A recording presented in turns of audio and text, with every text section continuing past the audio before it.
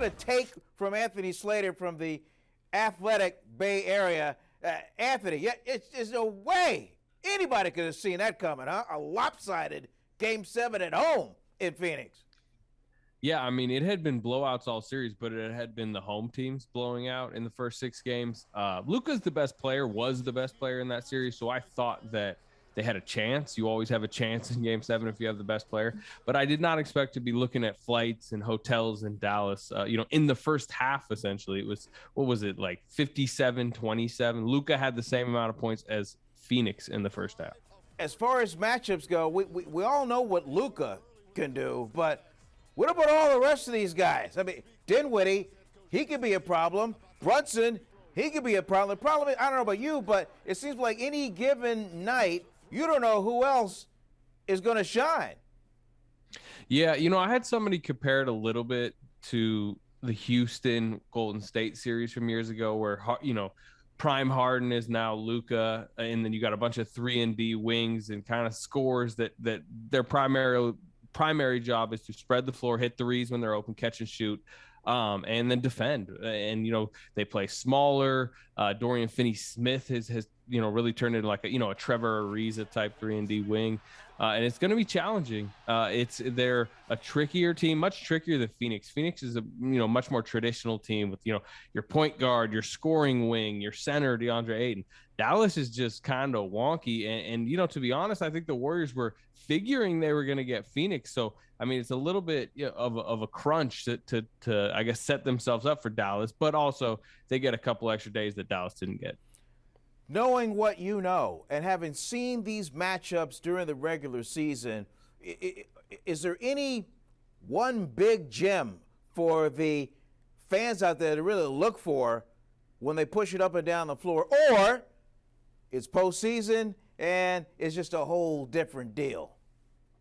No, their last matchup was actually pretty informative. It was in Dallas, no Draymond, so that matters within this conversation. But down the stretch, Dallas won because they went switch hunting, and the Warriors were willing to just switch every screen. So Luka just was picking Klay Thompson and then Steph Curry, Kevon Looney at times. He was just choosing which defender he wanted to go against, and he scored a bunch down the stretch to bring Dallas home. Flip side of the court, Dallas kept double teaming Steph Curry, getting it out of his hands, going towards half court, because Jason Kidd is an aggressive defensive coach and really a great defensive coach, as he's shown to be in Dallas. And Steph Curry post game was kind of like hinting like maybe we should have tried some of their strategies in doubling Luka. And when you do rewatch that, I think it does tell a lot of what a playoff strategy might be.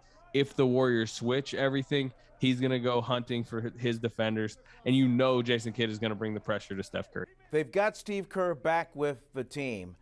I would safe to say that the Warriors much better full strength from a coaching standpoint and strategy standpoint with him in the meeting.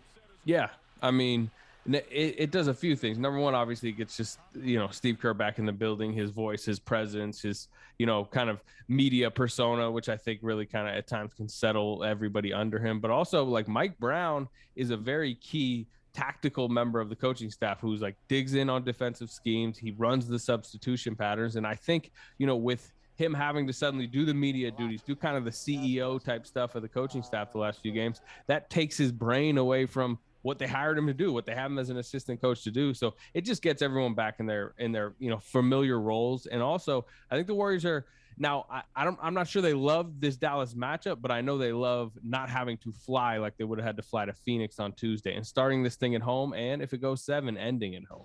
For the old fans, guys like me, we get nostalgic about it because we remember Jason Kidd when he was running around St. Joseph's Alameda as a high schooler, and then here he is coaching this team. And I believe, correct me if I'm wrong, I believe this is the first postseason matchup between Dallas and the Golden State Warriors since the We Believe year of 2007. Yeah, when the Warriors rose, this dynasty rose to prominence, the Mavericks were fading. It was the end of the Dirk era.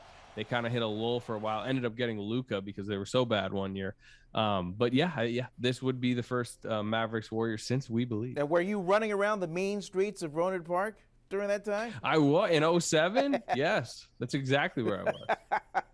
Dreaming of the day that you could make this appearance on game day, breaking this down. Hey, Anthony, hey, thanks so much for your takes. We'll see you at Chase Center midweek, and we'll roll the ball out there and watch him play. Should be interesting.